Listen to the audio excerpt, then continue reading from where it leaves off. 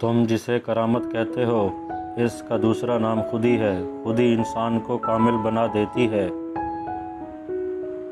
फ़कीर का दूसरा नाम इताअत है, जिससे बरकत बढ़ती है। जो कौम अपनी बेटियों को कत्ल करती है, वो कभी फलाह नहीं पाती।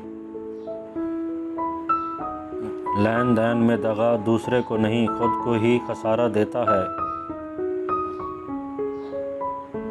जिसके काम रब संवारता है, इसके काम बंदे कैसे बिगाड़ सकते हैं।